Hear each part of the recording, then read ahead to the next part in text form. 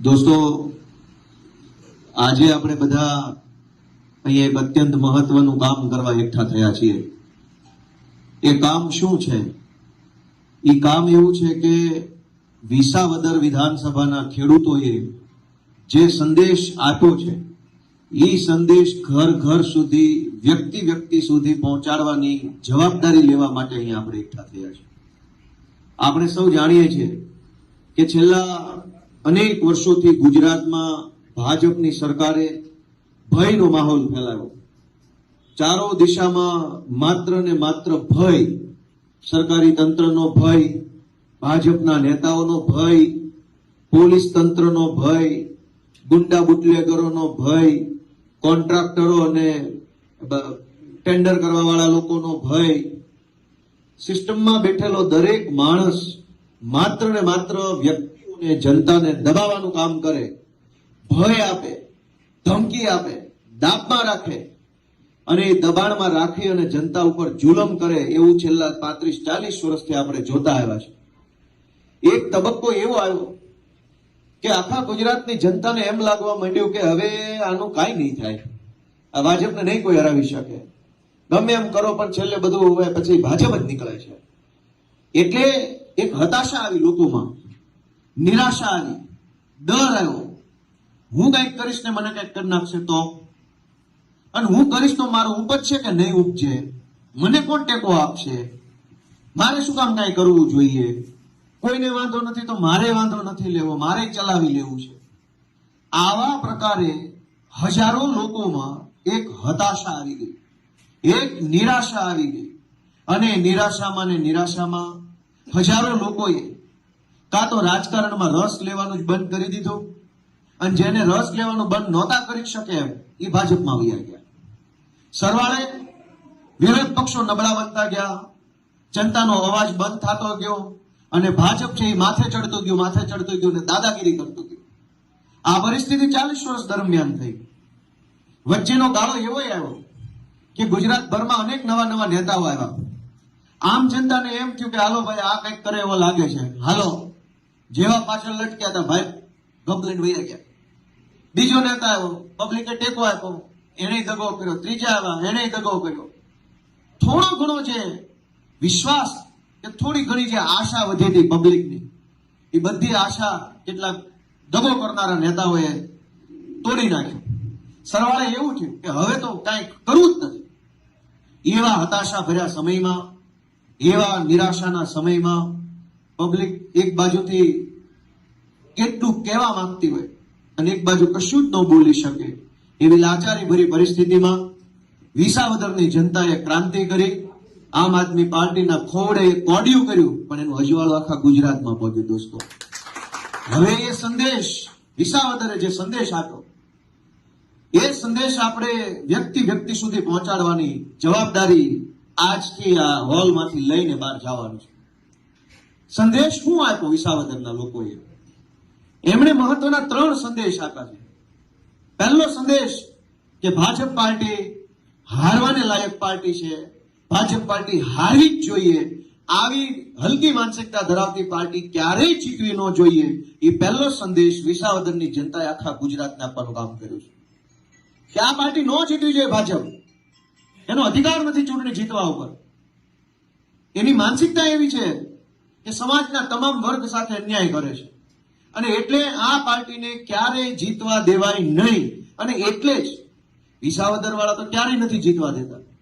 ચૂંટણી જે આવી હોય એ આવી જાય, વિસાવદરમાં હોય એટલે પિક્ચર ક્લિયર જ હોય કે ફેલ થવાનું જ ભાજપ. તો વિસાવદરની જનતાએ પહેલો સંદેશ આપ્યો કે ભાજપ હારવાને લાયક પાર્ટી છે, કોઈ સંજોગોમાં જીતવી જોઈએ નહીં. એની કાળજી આપણે બધાએ લેવાની છે અને આ વાત લોકો સુધી પહોંચાડવાની છે. બીજો સંદેશ કે ભાજપ પાર્ટીને હરાવી શકાય છે, આ સૌથી મોટો સંદેશ એને આપ્યો છે. કરોડો લોકો એવું માને છે કે આને કાંઈ ન કરી શકાય, પણ વિસાવદરના આપણા શેઠા પાડોશી ખેડૂતોએ, માલધારીઓએ, રત્ન કલાકારોએ, ખેત મજૂરોએ, સામાન્ય વેપારી દુકાનદારોએ બધાએ ભેગા મળી સાબિત કરી બતાવ્યું કે ભાજપ શું, ભાજપના પિતાશ્રીને હરાવી શકાય એમ છે. આવો સંદેશ આપ્યો. વિસાવદરમાં ભાજપે શું તાકાત લગાવી? આખી ભાજપની સરકાર, તમામ ધારાસભ્યો, તમામ સાંસદ સભ્યો, કેન્દ્રના મંત્રીઓ, ગુજરાત સરકારના મંત્રીઓ, પોલીસ તંત્ર, તમામ બુટલેગરો, રાશન માફિયાઓ, રોડ માફિયાઓ, જમીન માફિયાઓ, વિસાવદર અને ભેસાણમાં અગાઉ સરકારી નોકરી કરીને ગયા હોય ને અત્યારે કંઈક બીજે બદલી થઈ હોય એવા માણસોને પણ અહીંયા પાછા બોલાવ્યા હતા અનઓફિશિયલી 10 દિવસ પૂરતા. એમાં અનેક પોલીસ અધિકારીઓ જેણે વિસાવદર ભેસાણમાં અગાઉ નોકરી કરી લીધી હોય ને હાલ બોટાદમાં, અમરેલીમાં, સુરેન્દ્રનગરમાં, ભાવનગરમાં હોય એને ચૂંટણીમાં અહીંયા અનઓફિશિયલ ડ્યુટી મૂકી હતી. તમે જેને જેને હાંચવા હોય એને આવીને કહી જાઓ કે આ ગુંડાને મત આપવાનો છે ભાજપના, અને બધા આવ્યા હતા. કોઈ એવી વસ્તુ નહોતી બાકી. અને રાજકારણીઓ આવ્યા, નેતાઓ આવ્યા, મંત્રી આવ્યા, એ તો ભલે આવ્યા, જેને નહીં લેના દેના એ વિડીયો બનાવીને જીતોમ જીત કરતા હતા. પણ વિસાવદરની જનતાએ બીજો સંદેશ આપ્યો કે તમે સંકલ્પ લ્યો, તમે નિર્ણય કરો, તમે મુઠ્ઠી બંધ કરો તો દુનિયાની કોઈ તાકાત તમારા સંકલ્પને રોકી નથી શકતી. તમારી પાસે તાકાત છે, વિસાવદરે આપણને કીધું છે. જનતામાં એ તાકાત છે. જનતા જે નક્કી કરે એ થઈને રહે છે એવું વિસાવદરમાંથી સાબિત થયું. વિસાવદરની જનતાએ આપણને બધાને હાથ જોડીને કીધું છે કે હવે તો સંકલ્પ કરો કે નહીં. ક્યાં સુધી ભાજપની વાહે ટીંગાશો? અવળી મોટી સરકાર લાગી ગયા પછી કોઈ એવું વાત, પૈસા કેટલા, દારૂ, ગુંડા, બધી જ તાકાત ધ્વસ્ત થઈ ગઈ. જનતાએ લીધેલો સંકલ્પ જીતી ગયો. સંદેશ એવો છે કે તમારા સંકલ્પમાં તાકાત છે. રામાયણની અંદર જાંબુવનજી મહારાજે હનુમાનજી બાપાને કહેવું પડ્યું હતું કે ભાઈ તમે દરિયો કૂદી શકો એમ છો. દરિયાના આ કાંઠે બેઠા હતા અને લંકામાં જવાનું હતું ત્યારે બધા વિચારતા હતા શું કરશું, કેમ કરશું. જાંબુવનજીએ હનુમાનજી બાપાને એની શક્તિ યાદ કરાવી કે તમે મહાશક્તિશાળી છો, બાહુબલી છો, બજરંગબલી છો, પવનપુત્ર છો, તમે ધારો તો ઉડીને હમણાં લંકા પગો. અને હનુમાનજીને એની શક્તિનો અહેસાસ કરાવ્યા પછી હનુમાનજી ગયા. ગુજરાતની જનતામાં એ તાકાત છે કે ગમે એવી સત્તાના મૂલ્યા કાઢી નાખે, પણ એ તાકાતને યાદ કરાવવાનું કામ કોને કર્યું છે? વિસાવદરની જનતાએ કામ કર્યું છે. આપણને આપણી તાકાત યાદ કરાવી છે. હજુ જો આપણે આપણી તાકાત ન ઓળખીએ, આપણે આપણી તાકાતનો સાચો ઉપયોગ ન કરીએ તો હવે ભગવાને આપણને બચાવી નહીં શકે. જેવું જેવું ભોગવી લો કોઈ દી ફરિયાદ ન કરતા. જો જનતા હારે તો આખી સરકાર હરાવે. વિસાવદરની જનતાએ આપણને ત્રીજો અને અત્યંત મહત્વનો સંદેશ આપ્યો છે કે તમારો આત્મા જગાડો, બોલો. કેમ બધું ચૂપચાપ સહન કરી લ્યો છે? ચારો તરફ આખા ગુજરાતમાં લોકો સરકારના તમામ અન્યાય, તમામ અત્યાચાર, તમામ શોષણ બધું જ સહન કરી લે છે. બે ભાઈઓ વચ્ચે જમીનનો ભાગ પડે બાપ દાદાની તો એક શાહ ઓછો આવે તો સુપ્રીમ કોર્ટ સુધી લડી લેવા તૈયાર છે, ભાઈનો હાથ ભાંગી નાખવા તૈયાર છે.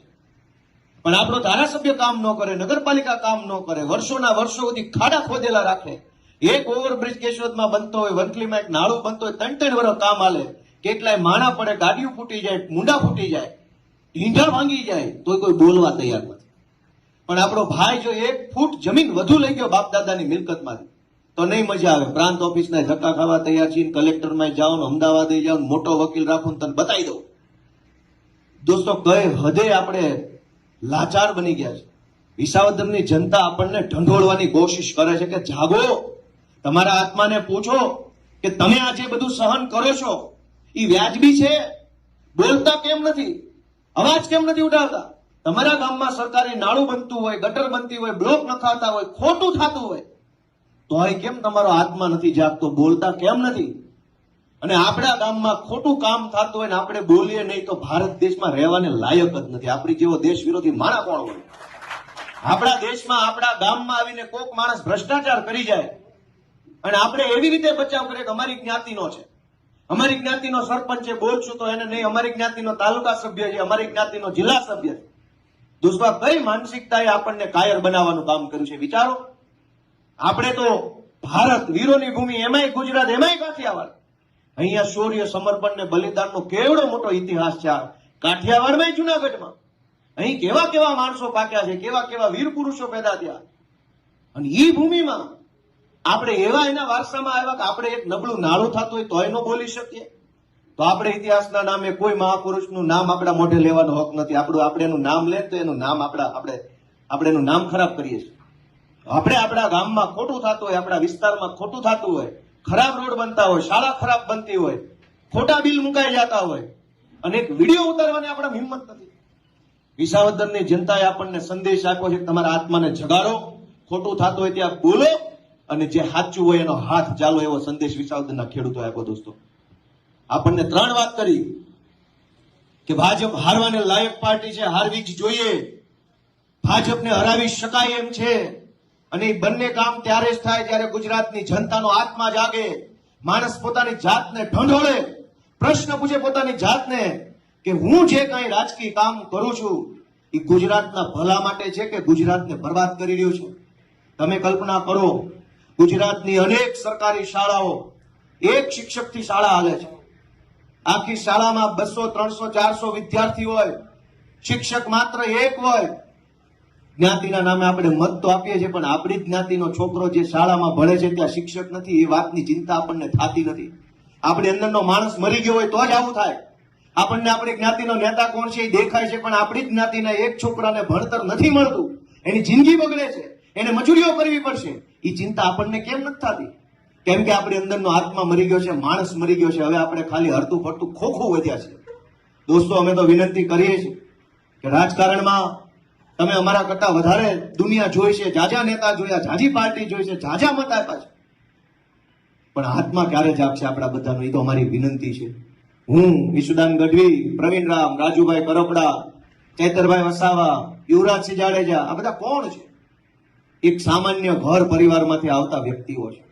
અમારો કોઈ રાજકીય વારસો નથી, અમારા બાપ દાદા ખાનદાનમાં કોઈ નેતા નથી. આ પહેલી પેઢીમાંથી અમે આવ્યા, બહાર આવ્યા. અમને એમ થયું કે કોઈ ન બોલે તો કોણ બોલશે? તો અમે નક્કી કર્યું, હું બોલીશ. ઈશુદાન કે હું બોલીશ, પ્રવીણ રામ કે હું બોલીશ. બધા ભેગા થયા અને જનતા માટે લડાઈ લડીએ છીએ.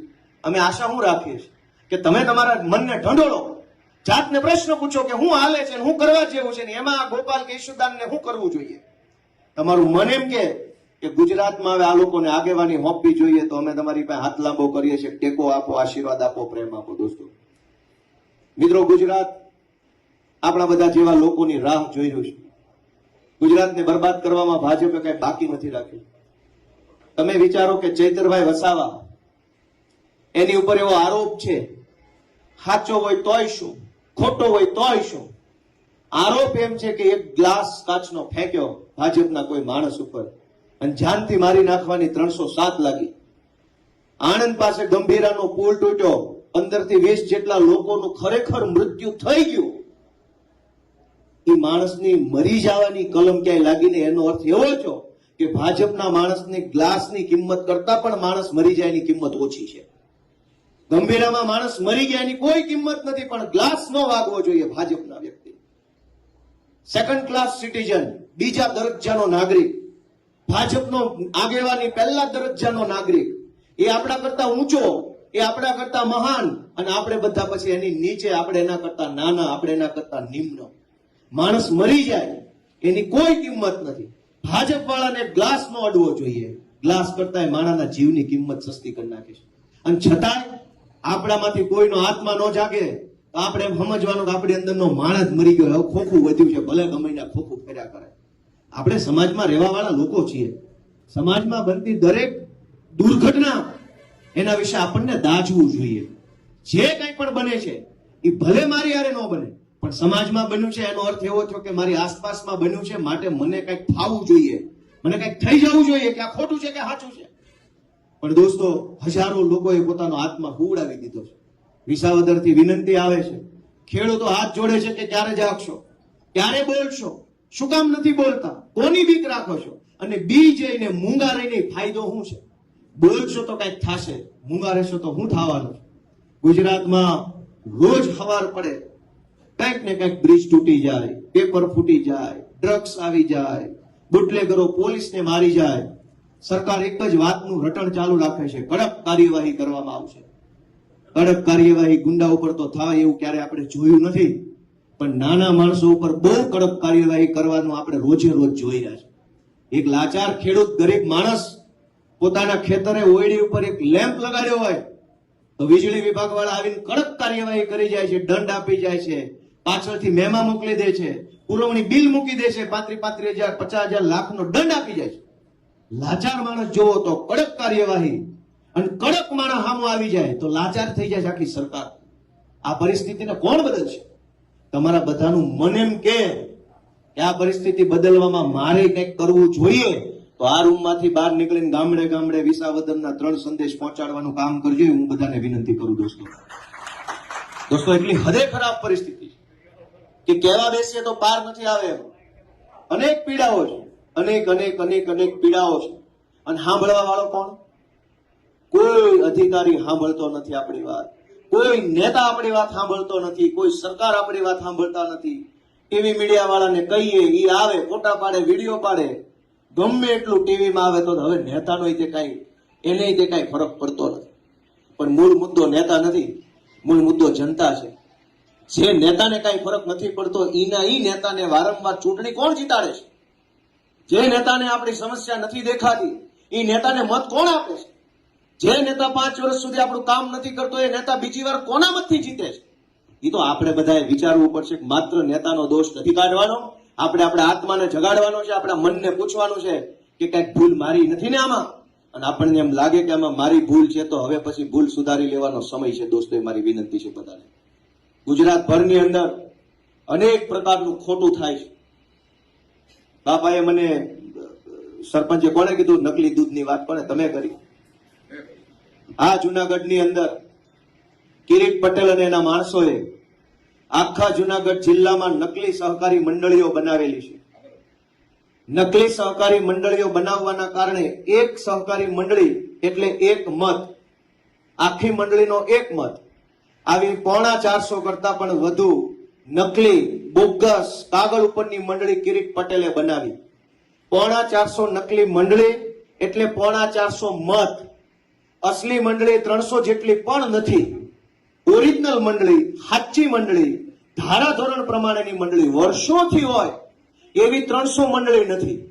એટલે સમજી લો કે 300 મંડળી અસલ, 450 મંડળી નકલ, કુલ થઈ ગઈ 750 મંડળીઓ. ઈ 750 મંડળી એટલે 750 મત. ઈ 750 મતનું મતદાન થાય એટલે જુનાગઢ જિલ્લા સહકારી બેંકના ચેરમેન અને ડિરેક્ટર બને, બોડી બને. ઈ 750 મતનું મતદાન થાય એટલે જુનાગઢ જિલ્લા ખરીદ વેચાણ સંઘની બોડી બને. ઈ 750 મતનું મતદાન થાય એટલે સાવજ ડેરીની બોડી બને. 450 નકલી મત આધારે ચૂંટણીઓ થાય છે. ઈ ચૂંટણીમાં નકલી મતદાર મત આપે છે. ઈ મતદાનથી ભાજપની હલકી માનસિકતા ધરાવતા ગુંડાઓ જેવા માણસો APMC Junagadh, JDC bank Junagadh, Savaj dairy Junagadh અને જિલ્લા ખરીદ વેચાણ સંઘ જુનાગઢમાં ભાજપના ગુંડાઓ ચૂંટણીઓ જીતે છે. ચૂંટણી જીત્યા પછી મન ભાવે એવો કરોડો રૂપિયાનો ભ્રષ્ટાચાર કરે છે. સાવજ ડેરીમાં ભાજપના માણસો કેમિકલ વાળું દૂધ હજારો લીટર ભરે છે. તમે વિચાર કરજો કે આજથી થોડાક વર્ષો પહેલા કેન્સરનું પ્રમાણ બહુ ઓછું હતું. આજ તમે તમારી આસપાસમાં જોજો, હજારો લોકો કેન્સરના રોગી છે. વંથલીમાં, કેશોદમાં, વિસાવદરમાં, માંગરોળમાં, માણાવદરમાં અનેક મહિલાઓ પણ કેન્સરને પીડિત છે. અને બાનું એવું બતાવે છે કે તમે દવા છાંટો છો ખેતરમાં એટલે આવું થાય. નહીં, એ વાત ખોટી છે. દૂધની અંદર પ્યોર કેમિકલ નાખવામાં આવે છે. ઈ કેમિકલ વાળું દૂધ સાવજ ડેરીમાં ભાજપના માણસો ભરે છે. સાવજ ડેરીમાં પેકિંગ થાય છે. ઈ પેકિંગ વાળો માલ આપણે બીજા ત્રીજા દિવસે ખરીદીને પી જઈએ પછી થાય છે આપણને કેન્સર. દવા તો વર્ષોથી છટાઈ છે. હમણાં જ કાં કેન્સર વધ્યા? દવા કઈ 5 વર્ષથી થોડી ચાલુ કરે, દવા તો 20 વર્ષથી છટાઈ છે. બહુ જૂના જમાનામાં મોનોકોટોફોસ થી ચાલુ થયેલું, તેથી કોઈને કેન્સર ન થયા. અને દવા તો પાંદડા ઉપર છટાઈ ગઈ. પણ તોય જુનાગઢ સાવજ ડેરીના ભાજપના મળતિયાઓ નકલી મંડળીના આધારે, નકલી મતદાનના આધારે ચૂંટણી જીતીને સાવજ ડેરીમાં બેસે, કેમિકલ વાળું દૂધ વેચે, કરોડો લોકોના જીવન સાથે ખિલવાડ થઈ રહ્યો છે. પણ આપણો આત્મા નથી જાગતો. શું કામ? આપણો આત્મા હિન્દુ, મુસલમાન, પાકિસ્તાનમાં ફસાઈ ગયો છે, ગારામાં આવી ગયો, કીચડમાં ફસાણેલા છે. આપણને આપણા જીવની ચિંતા નથી થતી કે આ કેમિકલ વાળું દૂધ કિરીટ પટેલ ને એના માણસો પીવડાવે છે, મરી જાવું. મોતની ચિંતા નથી, પણ પાકિસ્તાનની ચિંતા વંતલીમ બેહીને કરે છે લોકો. ક્યારે આત્મા જાગશે? ક્યારે આપણું મન જાગશે કે હું મરી જાવી પહેલા મારી તો ચિંતા કરું, ભારતની ન કરો તો કાંઈ નહીં, તમારા પોતાના જીવની અને સ્વાસ્થ્યની ચિંતા તો કરો. હમણાં રિપોર્ટ આવ્યો તો બ્રાઝિલ દેશમાંથી, અમેરિકાથી, ઓસ્ટ્રેલિયાથી, કેનેડાથી, દુનિયાના તમામ દેશમાંથી રિપોર્ટ આવ્યો કે ભારતમાં જે માણસને પીવાની દવા બનાવે છે, કફની દવા, તાવની દવા, બીજી ત્રીજી દવા, એ દવા અત્યંત હલકી ક્વોલિટીની દવા છે. ભારતની કંપનીઓએ, એમાંય ગુજરાતની અમદાવાદની કંપનીઓએ કફની દવા, તાવની દવા જે બનાવી, એ દવા બ્રાઝિલમાં, કેનેડામાં, ઓસ્ટ્રેલિયામાં વેચી, ત્યાં લોકોએ દવા લીધી, માંદા પડ્યા, કેટલાક લોકોના મોત થઈ ગયા. ઈ પછી ઈ દેશની સરકારોએ આપણા દેશની કંપનીઓ પર પ્રતિબંધ મૂક્યો કે તમારી દવા અમારા દેશમાં નથી વેચવા દેવી. એવી હલકી કક્ષાની માણસની દવાઓ બનાવે છે. હવે ઈ દવા ચાખીને તો પીવાતી નથી. તમને તાવ આવ્યો, શરદી આવી, તમે 10 રૂપિયાની ગોળી લીધી, હવે ખબર કેમ પડે કે હલકી કક્ષાની છે, ખારી કક્ષાની છે? કયો છે બધા, મને ખબર પડે કે ન પડે? વિશ્વના દેશોએ ગુજરાતની દવા બનાવવાની કંપની પર પ્રતિબંધ મૂક્યો. ભારતની સરકારે શું કર્યું? એ હલકી દવા બનાવવા વાળી બધી કંપની પાસેથી 50 કરોડનું ચૂંટણી ફંડ લીધું, કીધું મરા એટલા મારો, જે થવું એ થાય વેચો. ભાજપે ઓફિશિયલી ઓન પેપર વ્હાઇટના પૈસામાં એકાઉન્ટ ટ્રાન્સફરથી 50 કરોડનું ફંડ લીધું દવા બનાવવાની કંપનીઓ પાસેથી, અને કીધું જેવી ફાવે એવી વેચો, મરી જાય. ક્યાં બાપાના છે? દોસ્તો, આપણો આત્મા નથી જાગતો, આપણને વિચાર નથી આવતો, મરી જવું છે પણ હારા મુદ્દે મત નથી આપતો. કઈ હદે આપણો આત્મા ભૂઈ ગયો છે? કઈ હદે આપણો માણસ કઈ હદે મરી ગયો છે કે મોત આવે, નકલી દૂધ પીને મરી જાવ તો વાંધો નથી, નકલી દવા પીને મરી જાવ તો વાંધો નથી, બ્રિજ તૂટી જાય મરી જાવ તો વાંધો નથી, પણ હારી જગ્યાએ મત નથી આપવો. ભાઈ હામ ખાધા છે કે ભાજપને જ મત દેવો, હારી જગ્યાએ દેવો જ નથી. આ કઈ માનસિકતા છે? આપણે જાતને પૂછો કે હું કયા ગુજરાતનો વારસદાર છું, હું કયા સમાજનો વારસદાર? કયું ગુજરાત? ગાંધીનું, સરદારનું, કૃષ્ણકુમાર સિંહજી, દેવાતાપા બોદર, કેવા માણસોના આપણે વારસદારો છીએ. અને આપણને એની લાત નથી આવતી કે આપણે આપણા પૂર્વજોના માન ખાતરે આવા હલકી માનસિકતાના ભાજપ વાળાને ભગાડીએ. આપણને આપણા પૂર્વજોની લાજ નથી. આપણે જેનું ગર્વ લેવા નીકળ્યા છે એની લાજ શું રાખીએ? આપણે એની જો લાજ રાખતા હોય સરદાર પટેલ કે ગાંધીજીની કે કૃષ્ણકુમાર સિંહજીની કે જે કઈ મહાપુરુષો ગુજરાતમાં થયા એની લાજ રાખતા હોય તો આપણી અંદરનો આત્મા જાગી જવો જોઈએ, આપણું મન જાગવું જોઈએ કે બહુ ખોટું થાય છે અને કોકના મોત માટે થઈને ભાગીદાર બનવામાં મારો મત નહીં હોય. હવે યા તો ઘરે બેસીશ, યા તો હારો માણસ જોઈને મત આપીશ, પણ કોક મરી જાય એમાં મારો મત ન હોવો જોઈએ. ગંભીરાનું નાળું તૂટ્યું, લોકો ગુજરી ગયા. સરકારે કીધું 23 ગાળા પૈકીનો એક ગાળો તૂટ્યો છે. મુખ્યમંત્રીએ એવું કીધું કે બધા નથી તૂટ્યા, એક જ તૂટ્યો છે.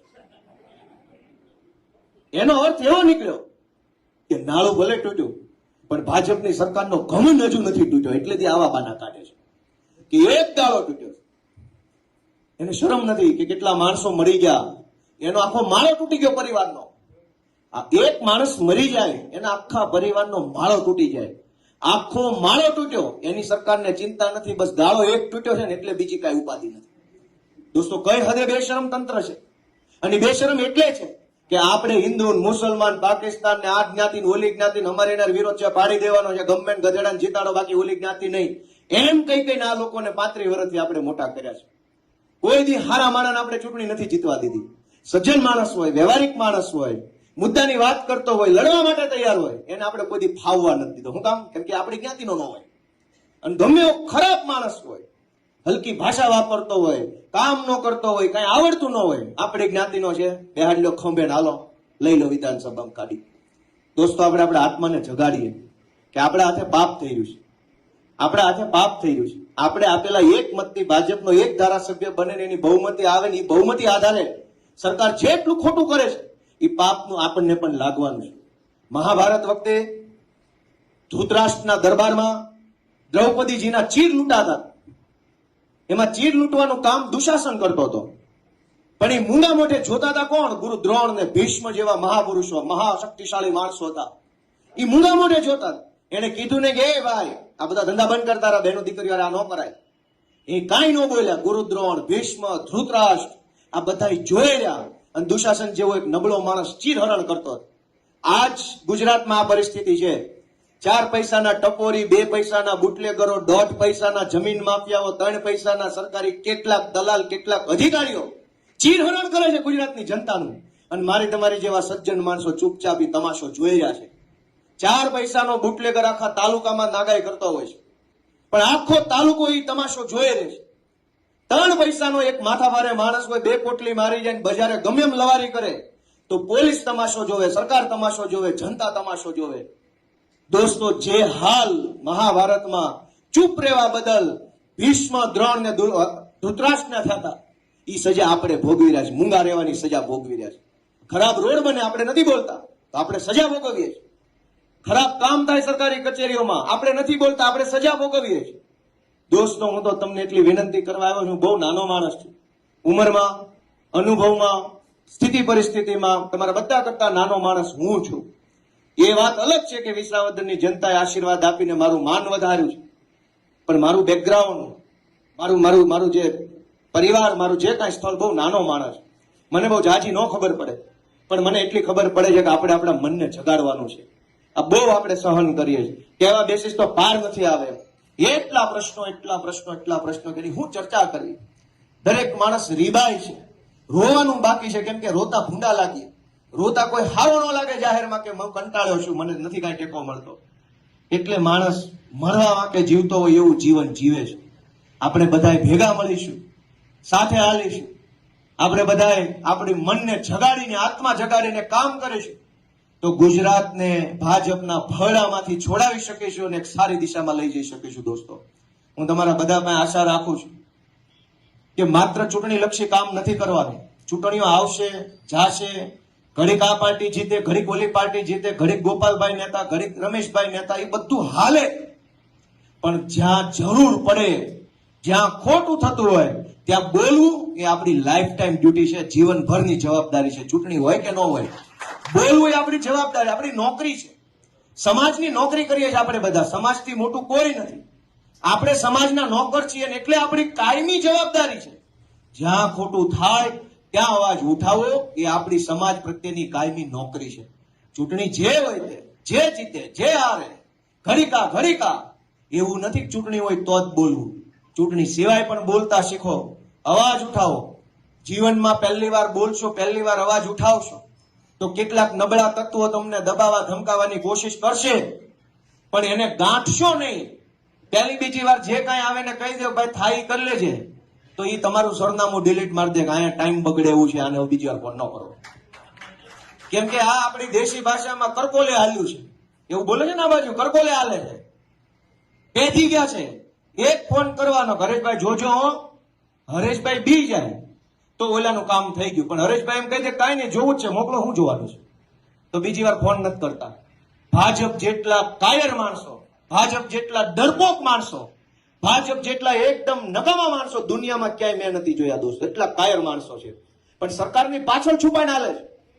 હિંમત વાળા અમે માણસો છે, આખી ભાજપની સરકારની સામે લડીએ. મરદ અહીંયા ઉભા છે દોસ્તો, આ હોલની અંદર ઉભા છે. પોલીસની પાછળ હંતાઈને, કલેક્ટરની પાછળ હંતાઈને, ટીડીઓ, ડીડીઓ, આખા તંત્રની પાછળ ઉભા રહીને હોશિયારી મારવી એ કાયર લોકોના કામ છે. સરકાર આખી ફોજ લઈને આવે, આખી police, crime branch, LCB, bootlegger, પૈસા, મંત્રી તંત્રી તમામ એની સામે ઉભા રહે ને એ આમ આદમી પાર્ટીના યોદ્ધાઓ છે દોસ્તો, લીડર અમે છીએ. અને ભાજપના કાયર માણસો આમ જનતાને બીવડાવે. તમે કઈક પોસ્ટ લખો, તમે કઈક બોલો, વોટ્સએપના ગ્રુપમાં કઈક નાખો, જ્ઞાતિના ગ્રુપની અંદર કઈક લખો, જોજેવો પછી જોજેવો. એક વાર તો હિંમત કરો, જે બતાવવાનું એ બધા જોઈ લેવાનું થાય છે. એક વાર તો બોલીને બતાવો, જિંદગી બીજી વાર હામાં નહીં મળે. અમે એને ઓળખી ગયા છીએ ને એટલે દર વખતે કે જે બતાવવાનું લઈને આવી જાજે, જોઈ લઈશું શું છે. અને એટલે હવે અમને નથી બીક લાગતી. હું તમને વિનંતી કરું છું, બોલો, અવાજ ઉઠાવો. ક્યાં સુધી લાચારી ભર્યું જીવન જીવશો? અને એવું જ જીવવું હોય, બીન જીવવું હોય, ડરીને જીવવું હોય, લાચારી ભર્યું જીવવું હોય, ભાઈ સબ બાપા કરીને જીવવું હોય, વાંકા હાલવું હોય, તો જીવવું શું કામ છે ભાઈ? હારા એગ્રો માંથી જે મળી લઈ લેવાની થાય ને પછી તો. એવું જ જીવવું હોય તો શું કામ જીવવું છે? એવું જ જીવવું હોય તો જીવવું શું કામ છે? ક્યાં કોઈ અહીંયા આપણને કઈ એફિડેવિટમાં લખાઈ લીધું નોટરી પર કે રહેવું જ પડશે, બાના હમ છે.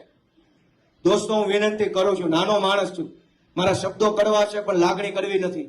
મારી લાગણી એ છે કે ગુજરાતની જનતાનો આત્મા જાગે, પોતાની જાતને ઢંઢોળે, પ્રશ્ન પૂછે કે ખેડૂતો સાથે, ગામડાના માણસો સાથે, ગરીબો સાથે, રિક્ષા ચલાવતા વ્યક્તિ સાથે, રત્ન કલાકાર સાથે, એક સરકારી કર્મચારી સાથે, આ બધાની હારે ભાજપ જે કરી રહી છે એ યોગ્ય છે કે અયોગ્ય છે એ પોતાની જાતને પૂછતા થઈ જાઓ. અને જે દિવસે તમારું મન એમ કહે છે ને કે અયોગ્ય છે, તે દિવસે ગુજરાતમાં ભાજપની સરકાર નહીં હોય એ વાતની મને ખાતરી છે દોસ્તો. આપણે બધાએ બહુ સહન કરી લીધું છે, હવે આપણે બદલાવવાનો વારો આવ્યો છે દોસ્તો. ગુજરાતમાં અત્યાર સુધી કોંગ્રેસના કારણે ભાજપ જીતતું હતું. વર્ષોથી કોંગ્રેસના માણસો ભાજપના કવર ખાઈને જીવે છે. ભાજપમાંથી કવર આવી જાય દર મહિને, કોકને પૈસા મળે, કોકને ટેન્ડર મળે, કોકને કોન્ટ્રાક્ટ મળે, કોકે ગૌચર દબાવ્યું હોય તો ભાજપ વાળા વિરોધ ન કરે. કોંગ્રેસ વાળાએ વર્ષો સુધી ભાજપને જીવતા રાખવાનું કામ કર્યું છે. ભાજપનું ખાતર કોંગ્રેસ છે, ભાજપનું પાણી કોંગ્રેસ છે, ભાજપની દવા કોંગ્રેસ છે. ખાતર પાણીની દવા મળ્યા કરે ભાજપ તો હાલવાનું જ છે. કોંગ્રેસે કોઈ દિવસ જનતાનો અવાજ નથી ઉઠાવ્યો. આ વિસાવદરની ચૂંટણીમાં મને હરાવવા માટે કોંગ્રેસે કામ કર્યું, ભાજપની હારે મળીને કામ કર્યું. કોંગ્રેસના નેતાઓએ જાહેરમાં એવા નિવેદન કર્યા કે અમને નો આપો તો કાંઈ નહીં, પણ આપને નો આપતા ભાજપને આપી દેજો, એવા નિવેદન વિસાવદરમાં કોંગ્રેસના નેતાએ કર્યા. કે કોંગ્રેસને મત નો આપો કાંઈ નહીં, પણ આપને નહીં ભાજપને દઈ દેજો. કઈ હદની માનસિકતા! અમારું ગઠબંધન હતું, નક્કી થયેલું. અહીં માણાવદરમાં પેટા ચૂંટણી આવી, વિજાપુરમાં આવી, વાઘોડિયામાં આવી, અહીં પોરબંદરમાં આવી. નક્કી હતું કે જ્યાં જ્યાં પેટા ચૂંટણી આવે, જે પાર્ટીનો ધારાસભ્ય ગયો હોય વિપક્ષમાંથી એ પાર્ટી ઉભો રહે. બધી જગ્યાએ કોંગ્રેસના ગયા હતા, તેને ઉભા રાખ્યા. અહીંયા અમારો આમ આદમી પાર્ટીનો હતો તો અમારો વારો હતો. ચારે પાંચેય જગ્યાએ પેટા ચૂંટણી આવી, અમે ઉમેદવાર ન ઉભો રાખ્યો, અમારો વારો વિસાવદરમાં આવ્યો. ત્યારે ભાજપે કોંગ્રેસના બધા નેતાને બોલાવીને એવું કીધું કે ગોપાલને હરાવવામાં સાથ આપવાનો છે, નહીતર પછી તમારા પડીકા, પેકેજ, કોન્ટ્રાક્ટ, કટકી બધું બંધ થઈ જાય દુકાન. અને બધા જ કોંગ્રેસ વાળા મારા વિરુદ્ધમાં પ્રચાર કરતા. એકેય મરદમાના કડીમાં જઈને પ્રચાર નહોતા કરતા. કોંગ્રેસમાં હતા એટલા બધા વિસાવદર હતા, કાં કડીમાં ન ગયા. ગોપાલ ઇટાલિયાને હરાવવા માટે ગોપાલ પોતે ચૂંટણીમાં નહોતો ઉભો. આ વખતે ગુજરાતના 54 લાખ ખેડૂતોએ ચૂંટણી લડતા હતા દોસ્તો, અને કોંગ્રેસે ખેડૂતોને હરાવવા માટે નીકળી. હું તો એક નિમિત્ત છું. હું કોણ? ગોપાલ કોણ? કાંઈ નહીં. ગોપાલ એટલે એક મામૂલી ખેડૂતનો દીકરો, એક વકીલ, એક યુવાન. હું કાંઈ મહાન નથી, પણ ગુજરાત આખાના ખેડૂતો, કરોડો લોકો, એની લાગણીઓ વિસાવદરની સીટ આરે જોડાણેલી હતી. હજારો માણસો રોજ સવારે દીવાબત્તી કરે ને ત્યારે વિસાવદરને યાદ કરતા હતા દીવાબત્તીમાં. વાત સાચી છે કે ખોટી? હજારો લોકો જે કઈ કામ ધંધે જઈને આખો દિવસ મગજમાં વિસાવદર વિશે વિચારતા હતા. શું થયું, કેમ થયું, ગોપાલનું શું થયું, ભાજપનું શું થયું. કરોડો લોકોની લાગણીઓ જે ચૂંટણી હારે જોડાઈ હતી, એ ચૂંટણીનું નિમિત્ત એટલે કે ગોપાલ ઇટાલિયાને હરાવવા માટે કોંગ્રેસે બધા જ ઉધામા કર્યા. પણ જનતાની તાકાત મોટી તાકાત છે. હું તમને વિનંતી કરું છું કે કોંગ્રેસ વાળાને હવે તમે જરાક ઓળખી લેજો. ભાઈ, આ પંથકમાં તમે ઘણો સમય આપ્યો છે, બદલામાં એને શું આપ્યું? માણાવદર, વંથલી, બાંટવા, કેશોદ, માંગરોળ, કોંગ્રેસને તમે શું નથી આપ્યું? વર્ષો સુધી મત આપ્યા. કોંગ્રેસના નેતા પૈસા વાળા થઈ ગયા, પણ ખેડૂતનો એક પ્રશ્ન ક્યારેય તાકાતથી વિધાનસભામાં કોઈ નથી ઉઠાવ્યો. એક પણ કોંગ્રેસનો નેતા 30 વર્ષમાં આ પંથકમાંથી જેલમાં 15 દી રહ્યો હોય તો મને કયો જાઓ. આખા જુનાગઢ જિલ્લો, ગીર સોમનાથ જિલ્લામાંથી જેટલા કોંગ્રેસના નેતાઓ, ધારાસભ્ય, જિલ્લા સભ્યો બન્યા, એમાંથી એક પણ માણસ 15 દિવસ જનતા માટે જેલમાં રહ્યા હોય તો દાખલો બતાવો. કોઈ જેલમાં નથી ગયા. શું કામ? બધા વેવાયું બની ગયા ભાજપ વાળા. ક્યાંથી જેલમાં? વેવાઈને કોણ પૂરે? ઈશુદાન ગઢવી જેલમાં ગયા, હું જેલમાં ગયો, પ્રવીણ રામ જેલમાં હતા, રાજુ કરપડા જેલમાં, ચૈતર વસાવા અત્યારે જેલમાં છે. અમે કોઈ દારૂ કે ડ્રગ્સ વેચતા જેલમાં નથી ગયા. અમે કોઈ બહેનો દીકરીઓને છેડતી કરીને જેલમાં નથી ગયા. જનતા માટે લડતા હતા, સાચા દિલથી લડતા હતા, અને ભાજપ સામે લડતા હતા, એટલે ભાજપે જેલમાં પૂરવાનું કામ કર્યું. દોસ્તો, હું તમારી પાસે આશા રાખું છું કે આવનારી ચૂંટણીમાં તમારો આત્મા જગાડો, તમારા મનને ઢંઢોળો. પ્રચાર હશે ત્યારે બધી પાર્ટી, બધા નેતા, આપણી જ્ઞાતિ, આપણા નેતા, આપણું જોજો કહેવા આવશે. તકલીફ પડશે ત્યારે એકેય ભાજપ કોંગ્રેસનો નેતા આવતો નથી. સમય હોય ત્યારે કોઈ નથી આવતો. આ વિસાવદરમાં ભાજપના 400 નેતા આવ્યા હતા મારા વિરુદ્ધમાં પ્રચાર કરવા. ગંભીરાનો પુલ તૂટ્યો, ત્યાં કેટલા ગયા? કોઈ નહીં. ચૂંટણી હોય તો 400 આવશે, માણા મરી જાય તો 4 જણા નથી આવતા. આ ભાજપ ને કોંગ્રેસની રીત છે દોસ્તો. મેં તમને મારી બધી વિનંતી કરી છે. હું આશા રાખું છું કે આપણે બધાએ આપણા આત્માને જગાડવાનું કામ કરીએ. આપણે આપણા ઈશ્વરને પ્રાર્થના કરીએ કે આપણને મતિ આપે, આપણને એવી સમજણ આપે કે આપણે આ ભાજપની ચુંગાલમાંથી છૂટી શકીએ. આપણા એક મતના કારણે ગુજરાતના કરોડો બાળકોનું જીવન સુધરે, આપણા એક મતના કારણે કરોડો ખેડૂતોનું જીવન સુધરે, આપણા એક મતના કારણે ગુજરાતના લોકોના ચહેરા ઉપર સ્માઇલ આવે, એવું કંઈક કામ આપણા હાથે થાય એ માટે ઈશ્વરને આપણે પ્રાર્થના કરીએ. દોસ્તો મિત્રો, ધારાસભ્ય તો હજારો બની ગયા ગુજરાતમાં. હું કઈ નવી નવાઈ નો છું. આની પહેલા ખટારા ધારાસભ્યોના બની ગયા. એકનો એક માણસ 10-10 વાર ધારાસભ્ય થયો હોય એવાય ઘટનાઓ છે. એકનો એક ધારાસભ્ય 2-5 વાર સાંસદ બને એવાય દાખલા છે. ગુજરાતના ઇતિહાસની આ પહેલી ઘટના છે કે જેમાં એક છોકરો ધારાસભ્ય બન્યો, એની આ 20 દીથી ઉજવણી આખા ગુજરાતમાં હાલે છે. દોસ્તો, આ પહેલી ઘટના છે. નકર એક માણસ ધારાસભ્ય બને એના ઢોલ કેટલા દી વાગે? તમને બધાને મારા કરતા જાજી દિવાળી જોયેલી છે. વધીને 2 દી ઢોલ વગાડવાના હોય, પછી બધું રાગે પડતું થાય. પણ આ પહેલી વખત ગુજરાતમાં ઇતિહાસ બન્યો, જાણે સરકાર બની ગયો એવો માહોલ છે. સોશિયલ મીડિયા ખોલો, યુટ્યુબ ખોલો, છાપા ખોલો, વોટ્સએપ ખોલો, ગામના ગલ્લે બેસો, શેઢે વાત કરો, હજુ વિસાવદરનો કોટો ઉતરતો નથી. આખું ગુજરાત લહેરમાં આટા મારે. તો કેટલો ગુજરાતની જનતાને કેટલી દબાવી હશે ભાજપે, ઈ પણ વિચારો. અને વિસાવદરમાં ગોપાલ ઇટાલિયા જીત્યો તો કેટલું લોકોને હાશકારો થયો છે ઈ પણ તમે વિચારો. દોસ્તો, હું તમારી બધાની પાસેથી આશા રાખું છું કે વિસાવદરથી નીકળેલા 3 મહત્વના સંદેશ કે ભાજપ હારવાને લાયક પાર્ટી છે, ભાજપ પાર્ટીને હરાવી શકાય એમ છે, અને તમારો આત્મા જે દિવસે જાગશે તેથી ગુજરાતમાંથી ભાજપ ભાગશે. આ 3 સંદેશ આખા પંથક વિસાવદર, કેશોદ, વંથલી, માણાવદર, માંગરોળ બધે ઘરે ઘરે પહોંચાડો એવી વિનંતી કરું છું. આપ સૌ અહીંયા